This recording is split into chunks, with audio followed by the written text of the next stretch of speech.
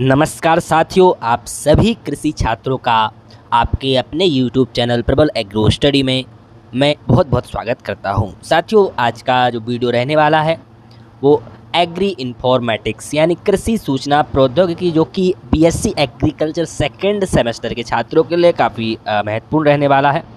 ठीक है, तो ये वीडियो आपको पूरा ज़रूर देखना है, एक भी क्वेश्चन को आपको मिस नहीं करना है। जितने भी क्वेश्चन मैंने इस वीडियो में रखे हैं वो आपके सिलेबस के अकॉर्डिंग रखे हैं, जो कि बीएससी एग्रीकल्चर सेकंड सेमेस्टर के सभी छात्रों के लिए काफ़ी महत्वपूर्ण होने वाले हैं।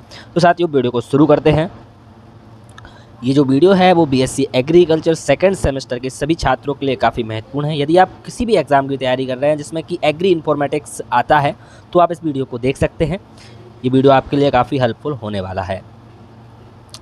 सबसे पहला जो क्वेश्चन है, पहले क्वेश्चन पर बढ़ते हैं। साथियों, क्वेश्चन को शुरू करने से पहले मेरी आपसे एक छोटी सी रिक्वेस्ट है कि यदि आपने अभी तक हमारे चैनल प्रबल एग्रो स्टडी को सब्सक्राइब नहीं किया है तो जल्दी से सब्सक्राइब कर लें, क्योंकि आगे आपको इस पर काफ़ी न्यूज़ मिलती रहेगी, जॉब से रिलेटेड न्यूज़ मिलती रहेगी और स्टडी मटेरियल भी आपको मिलता रहेगा। तो साथियों, क्वेश्चन को शुरू करते हैं। कंप्यूटर के जनक किसे कहा जाता है? ठीक है, who is the father of computer? ठीक है, कंप्यूटर का जनक किसे कहा जाता है? तो चार्ल्स बेबेज को कहते हैं हम कंप्यूटर का जनक। ये आपको याद रखना। साथियों, एमसीक्यूज़ भी आगे हैं। पहले मैंने कुछ ये यहाँ पर कुछ फैक्ट रखे हैं जो कि काफ़ी महत्वपूर्ण है। आगे ही आपके एमसीक्यूज़ भी आने वाले हैं। ठीक है, तो 4-5 फैक्ट पहले देख लेते हैं। कंप्यूटर के जनक चार्ल्स बेबेज हैं, आपको याद रखना है। www का पूर्ण रूप क्या होता है? www का जो पूर्ण रूप होता है, यानी उसका जो फुल फॉर्म होता है वो क्या होता है? वर्ल्ड वाइड वेब होता है। जितने भी प्रश्न मैंने आप इस वीडियो में रखे हैं सारे काफ़ी महत्वपूर्ण हैं और आपके सिलेबस के अकॉर्डिंग ही मैंने रखे हैं। तो हर एक क्वेश्चन को आपको देखना है और यदि हो सके तो आप पेन कॉपी लेके बैठना और नोट बनाते जाना। रैम तथा रोम का पूर्ण रूप क्या होता है? फुल फॉर्म पूछा है, रैम का और रोम का दोनों का पूछा है। तो रैम का होता है रैंडम एक्सेस मेमोरी। ठीक है, याद रखना है, काफ़ी महत्वपूर्ण है। दोनों के फुल फॉर्म पूछ लिए जाते हैं अक्सर परीक्षाओं में। तो रैम का फुल फॉर्म होता है रैंडम एक्सेस मेमोरी। ठीक है, और रोम का क्या होता है full form? Read only memory. ये आपको याद रखना है। दोनों ये फुल फॉर्म आपके काफ़ी पूछे जाते हैं। एक और पूछा जाता है, सीपीयू का फुल फॉर्म क्या होता है? सीपीयू का होता है कंट्रोल प्रोसेसिंग यूनिट। आगे मैंने रखा भी होगा, कंट्रोल प्रोसेसिंग यूनिट होता है सीपीयू का फुल फॉर्म। ठीक है, इनपुट डिवाइस के उदाहरण लिखिए। तो आपसे ऐसे पूछ सकता है, आपको 4 ऑप्शन दे देगा और आपसे पूछेगा इनमें से इनपुट डिवाइस कौन सी है। ठीक है, तो आपको 4 ऑप्शन में 3 दे देगा कि आउटपुट डिवाइस, एक दे देगा इनपुट डिवाइस। वैसे भी पूछ सकता है आपसे क्वेश्चन, तो आपको याद रखना है। तो इनपुट डिवाइस में कीबोर्ड है, माउस है, स्कैनर है, कैमरा है, जॉयस्टिक है और माइक्रोफोन है। तो ये जॉयस्टिक का प्रयोग हम करते हैं गेमिंग वगैरह के लिए, जॉयस्टिक का प्रयोग करते हैं। कैमरा सब आप जानते ही हैं, स्कैनर स्कैन करने के लिए, माउस आप जानते ही हैं। ठीक है, पॉइंटिंग डिवाइस इसको बोलते हैं। कीबोर्ड आपको पता ही क्या होता है। ठीक है, तो और ये क्वेश्चन आपसे पूछा जा सकता है कि सबसे ज़्यादा प्रयोग किया जाने वाला इनपुट डिवाइस कौन सा है? तो सबसे ज़्यादा प्रयोग किया जाने वाला जो इनपुट डिवाइस है वो कीबोर्ड है। ये आपको याद रखना है, कीबोर्ड सबसे ज़्यादा उपयोग किया जाने वाला इनपुट डिवाइस है। अब हम आते हैं आउटपुट डिवाइस पे। ठीक है, तो यहाँ पे आपके आउटपुट डिवाइस के भी उदाहरण दिए गए हैं। मैंने डायरेक्ट लिख दिए, ऐसे मैं क्वेश्चन बनाता तो 1-2 ही आ पाते आपके। ठीक है, यहाँ पे आपके जितने भी आउटपुट डिवाइस होते हैं लगभग सब यहाँ पर आ गए हैं। ठीक है, तो यहाँ पर देखिए, जो मॉनिटर है, display, printer, speaker, headphone, earphone और प्रोजेक्टर, ये सब आपके क्या है? आउटपुट डिवाइस के आपके उदाहरण हैं। सबसे ज़्यादा प्रयोग किया जाने वाला जो आउटपुट डिवाइस है वो मॉनिटर है। ठीक है, आपको याद रखना है। बढ़ते हैं अगले क्वेश्चन पर। देखिए आ गया, सीपीयू का फुल फॉर्म क्या होता है? सीपीयू का जो पूर्ण रूप होता है या फुल फॉर्म होता है कंट्रोल प्रोसेसिंग यूनिट होता है, याद रखना है आपको। ठीक है, अब बढ़ते हैं हम अगले क्वेश्चन पर। देखिए साथियों, यहाँ पे मैंने एक नोट किया है, हमारे यूट्यूब चैनल प्रबल एग्रो स्टडी को सब्सक्राइब जरूर कीजिए। आपको इस चैनल पर हमेशा एग्रीकल्चर से संबंधित स्टडी मटेरियल और जॉब से रिलेटेड न्यूज़ मिलती रहेगी। ठीक है, तो एग्रीकल्चर के जितने भी छात्र हैं, मेरी आपसे रिक्वेस्ट है, आप ये वीडियो देख रहे हैं तो आप एग्रीकल्चर के ही छात्र होंगे, तो आप देख रहे हैं, तो मेरी आपसे रिक्वेस्ट है, छोटी सी रिक्वेस्ट है, आपको काफ़ी हेल्पफुल ये चैनल रहेगा। तो जल्दी से इसको सब्सक्राइब कर लें और वीडियो अच्छा लगे तो इसको लाइक भी कर देना। ये क्वेश्चन मैं काफ़ी महत्वपूर्ण आपके लिए लेके आया हूँ। अब हम बढ़ते हैं क्वेश्चंस की तरफ, जो कि काफ़ी महत्वपूर्ण प्रश्न है। आप हर एक क्वेश्चन पे स्टार मार्क कर सकते हैं, डबल स्टार मार्क कर सकते हैं। कृषि सूचना प्रौद्योगिकी क्या है? तो पूछा गया है कि कृषि सूचना प्रौद्योगिकी क्या है, एग्री इन्फॉर्मेटिक्स क्या है?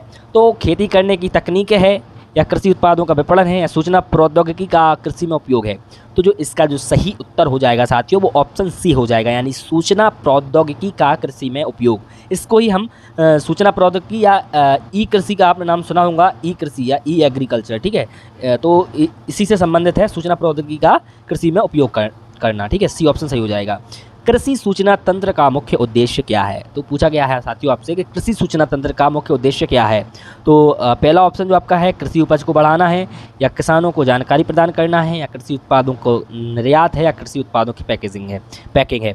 तो इसका जो सही आंसर जो हो जाएगा ऑप्शन बी हो जाएगा, किसानों को जानकारी प्रदान करना। अब बढ़ते हैं हम अगले प्रश्न की तरफ। कृषि सूचना तंत्र में किस प्रकार की जानकारी शामिल है? मौसम पूर्वानुमान, फसल की कीमतें, बीज और खाद की जानकारी। तो इसका जो सही ऑप्शन हो जाएगा ऑप्शन डी हो जाएगा। ये सभी आपके जो है कृषि सूचना तंत्र में आते हैं, मौसम का पूर्वानुमान भी ये सब आते हैं, ठीक है, याद रखना है। बढ़ते हैं अगले प्रश्न की तरफ। यहाँ पे मैंने आपके ये आंसर भी देखो मेंशन किए हैं। मैं यदि आपको पीडीएफ चाहिए हो तो आप मुझे कमेंट कर देना, ठीक है, मैं आपको ये पीडीएफ दे दूँगा, ठीक है। और हमारा जो टेलीग्राम चैनल है उसको जरूर ज्वाइन कर लेना, उस पर मैं डाल देता हूँ पीडीएफ, ठीक है। काफ़ी पीडीएफ आपकी डली हुई हैं, वहाँ से आप पढ़ सकते हैं। कृषि सूचना तंत्र में जीआईएस का पूर्ण रूप क्या है? यानी जो कृषि सूचना तंत्र है उसमें जीआईएस का पूर्ण रूप क्या होता है? फुल फॉर्म पूछा गया है कि जीआईएस क्या होता है कृषि सूचना तंत्र में। जियोग्राफिकल इंफॉर्मेशन सिस्टम होता है, या geological information system, general information system, या ग्लोबल इंफॉर्मेशन सिस्टम। तो इसका जो सही आंसर हो जाएगा option A is the correct answer, यानी जियोग्राफिकल इंफॉर्मेशन सिस्टम इसका होता है सही आंसर, ठीक है। जीआईएस आपको याद रखना है, महत्वपूर्ण प्रश्न है। बढ़ते हैं अगले प्रश्न की तरफ। आरएस का उपयोग किसके लिए किया जाता है? जल संसाधन प्रबंधन के लिए किया जाता है, भूमि उपयोग योजना के लिए, या फसल अनुमान के लिए। तो किसके लिए किया जाता है आरएस का उपयोग? तो इसका option D is the correct answer, ठीक है, ऑप्शन डी हो जाएगा इसका सही आंसर। आरएस का उपयोग करते हैं हम इन सभी के लिए। किसी भी कृषि सूचना प्रणाली में जीपीएस का क्या महत्व है? तो देखिए जीपीएस का फुल फॉर्म भी आपको पूछ सकता है, तो इसका फुल फॉर्म होता है ग्लोबल, लिख लीजिएगा आप, जीपीएस का ग्लोबल पोजीशन सिस्टम होता है इसका। जीपीएस का फुल फॉर्म होता है ग्लोबल पोजीशन सिस्टम, लिख लीजिएगा, सिस्टम और लिख लीजिएगा। ग्लोबल पोजीशन में लिख चुका हूँ पहले, बैक करके आप देख सकते हैं, ग्लोबल पोजीशन सिस्टम होता है, ठीक है। तो इसमें जो है क्या महत्व है कृषि में? फसल निगरानी, सटीक खेती, भूमि सर्वेक्षण। तो इसका जो सही आंसर होगा उपरोक्त सभी हो जाएगा, क्योंकि ये सभी चीज़ें हम कर सकते हैं, ठीक है। अब बढ़ते हैं हम अगले प्रश्न की तरफ। कृषि सूचना तंत्र में आईसीटी का उपयोग किस प्रकार से होता है? तो आईसीटी का उपयोग हम किस प्रकार से कर सकते हैं कृषि सूचना तकनीकी में? तो इंटरनेट के माध्यम से जानकारी, या मोबाइल ऐप का उपयोग, या डिजिटल मीडिया का उपयोग।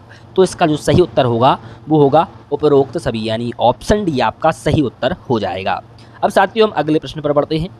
साथियों यदि आपने अभी तक चैनल को सब्सक्राइब नहीं किया है तो एक बार पुनः मैं आप से कहना चाहूँगा, आग्रह करना चाहूँगा कि चैनल को ज़रूर से सब्सक्राइब कर लें और हमारे टेलीग्राम चैनल को भी ज्वाइन कर लें, वहाँ आपको स्टडी मटेरियल मिलता रहेगा, ठीक है। भारत में कृषि सूचना प्रौद्योगिकी का मुख्य संस्थान कौन सा है? कृषि सूचना प्रौद्योगिकी का मुख्य संस्थान कौन सा है भारत में? तो आईसीआर है, ICRISAT है, या नाबार्ड है। तो इसका सही आंसर ऑप्शन ए हो जाएगा ICAR। ICAR का फुल फॉर्म आपको पता होना चाहिए, आपको पता भी होगा, Indian council agriculture research institute होता है, ठीक है। Indian council of agriculture research होता है, याद रखना है, ठीक है। कृषि सूचना तंत्र में ई एग्रीकल्चर का क्या अर्थ है? मैं इस क्वेश्चन पर ज़्यादा जोर देना चाहूँगा। ई एग्रीकल्चर का क्या अर्थ होता है कृषि सूचना तंत्र में? इलेक्ट्रॉनिक कृषि होता है, या कृषि में इको फ्रेंडली तरीका होता है, या सूचना और संचार प्रौद्योगिकी का कृषि में उपयोग? तो जैसा कि मैंने आपको बताया था कि ई एग्रीकल्चर, पहले ही क्वेश्चन में बताया था मैंने, तो सूचना और संचार प्रौद्योगिकी का कृषि में उपयोग ही होता है इसमें, ठीक है। ये आपको याद रखना है, ऑप्शन सी इसका करेक्ट आंसर हो जाएगा। अब बढ़ते हैं हम अगले प्रश्न की तरफ। 10वां प्रश्न है, कृषि में मृदा स्वास्थ्य कार्ड का क्या उद्देश्य है? तो कृषि में मृदा स्वास्थ्य कार्ड का क्या उद्देश्य हो सकता है? मृदा की गुणवत्ता सुधारना, फसलों की उपज बढ़ाना, उचित खाद और उर्वरकों का प्रयोग करना। तो इसका जो साथियों सही आंसर हो जाएगा, ये तीनों सही दिए गए हैं आपके, 1 2 3 तीनों ऑप्शन सही है, तो ऑप्शन डी इसका करेक्ट आंसर हो जाएगा, उपरोक्त सभी इसका आंसर हो जाएगा। अब बढ़ते हैं हम अगले प्रश्न की तरफ। अगला क्वेश्चन जो है वो है, कृषि में उपयोग किए जाने वाले सेंसर क्या करते हैं? तो जो कृषि में हम जिन सेंसर का उपयोग करते हैं तो वो क्या करते हैं? मृदा की नमी को नापते हैं, या फसल की वृद्धि को ट्रैक करते हैं, या जलवायु डेटा एकत्र करते हैं? जैसा कि आपके सामने ये आंसर मेंशन है ऑप्शन डी, तो ऑप्शन डी इसका करेक्ट आंसर हो जाएगा, उपरोक्त सभी। साथियों मैंने आंसर इसलिए मेंशन किए हैं कि आप लोगों को मैं PDF ये दे सकूं, ठीक है। और आपको ऐसे मैं डायरेक्ट क्वेश्चन दे दूंगा तो आपको जो है काफ़ी परेशानी हो जाएगी। यदि आपको ये PDF चाहिए है और कोई स्टडी मटेरियल भी चाहिए एक्स्ट्रा, तो आप मुझे मेरे जो इंस्टाग्राम का मेरा पर्सनल अकाउंट है उसका मैं आपको दे दूंगा, पर्सनल अकाउंट या एडमिन अकाउंट के नाम से दे दूंगा लिंक। तो आप उस पर क्लिक करके मुझे फॉलो कर लेना और मैसेज करके मुझे बता देना, ठीक है। तो मैं आपको दे दूंगा। कृषि सूचना प्रणाली में DSS का उपयोग क्या है, ठीक है। कृषि सूचना प्रणाली में DSS का क्या उपयोग है? तो निर्णय लेने में सहायता या डेटा संग्रहण या सूचना का विश्लेषण। तो DSS का जो सही आंसर हो जाएगा वो हो जाएगा निर्णय लेने में सहायता, DSS, ठीक है, निर्णय लेने में सहायता। कृषि में सूचना प्रौद्योगिकी का लाभ क्या है? कृषि में सूचना प्रौद्योगिकी यानी एग्री इन्फॉर्मेटिक्स का क्या लाभ है? What is the benefit of agri informatics in agriculture, ठीक है। उत्पादन बढ़ाना, लागत घटाना, बेहतर बाजार पहुंच। तो ऑप्शन डी इसका सही आंसर हो जाएगा, क्योंकि जो कृषि सूचना प्रौद्योगिकी है ये आपको समझना पड़ेगा। ये उसका उद्देश्य भी बोल सकते हैं, लाभ भी बोल सकते हैं। तो इसका जो लाभ या उद्देश्य है उत्पादन को बढ़ाना, ये आपको, आप इसको स्टार मार्क कर लीजिए इस क्वेश्चन को।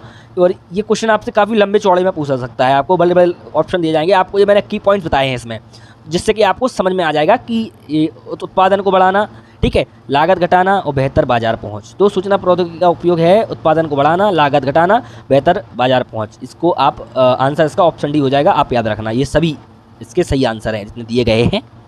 कृषि सूचना तंत्र में कौन सी तकनीक भूमि का नक्शा बनाने में मदद करती है?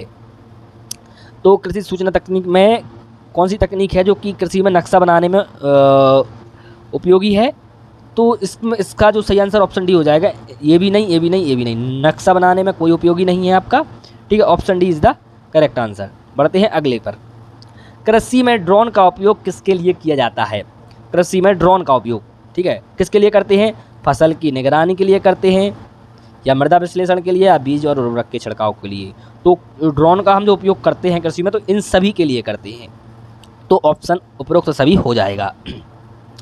बढ़ते हैं अगले प्रश्न पर। कृषि में बिग डेटा का क्या महत्व है? तो कृषि में जो बिग डेटा का महत्व है, फसल पैटर्न का विश्लेषण करना, जलवायु परिवर्तन का अध्ययन करना, या कृषि प्रबंधन करना, या उपरोक्त सभी। तो इसका सही आंसर हो जाएगा उपरोक्त सभी हो जाएगा। कृषि में बिग डेटा का क्या महत्व है, तो उपरोक्त सभी इसका सही आंसर हो जाएगा। बढ़ते हैं अगले प्रश्न पर। कृषि सूचना तंत्र में स्मार्ट खेती का क्या अर्थ है? पारंपरिक खेती, ठीक है, आधुनिक तकनीक का उपयोग करके खेती, ठीक है, या जैविक खेती, या इनमें से कोई नहीं। तो कृषि सूचना तंत्र का स्मार्ट खेती का अर्थ है, कृषि सूचना तंत्र में स्मार्ट खेती का जो अर्थ है वो आधुनिक तकनीक का उपयोग करके खेती करना है, ठीक है, ये आपको याद रखना है। अब बढ़ते हैं अगले प्रश्न पर। कृषि में क्लाउड कंप्यूटिंग का उपयोग किसके लिए होता है? तो कृषि में जो क्लाउड कंप्यूटिंग का उपयोग जो होता है डेटा संग्रहण के लिए होता है, या रियल टाइम डेटा विश्लेषण के लिए, या जानकारी साझा करने के लिए, या उपरोक्त सभी। उपरोक्त सभी इसका सही आंसर हो जाएगा, क्योंकि जो कृषि में जो क्लाउड कंप्यूटिंग का उपयोग होता है वो डेटा संग्रहण के लिए भी होता है, रियल टाइम डेटा विश्लेषण के लिए भी होता है, और जानकारी साझा करने के लिए भी होता है। तो उपरोक्त सभी आपका सही आंसर हो जाएगा। अब बढ़ते हैं अगले प्रश्न पर। साथियों, यदि आपने अभी तक चैनल को सब्सक्राइब नहीं किया है तो जरूर से सब्सक्राइब कर लें, क्योंकि इस चैनल पर आपको बहुत कुछ मिलने वाला है जितना कि आपने सोचा भी नहीं होगा।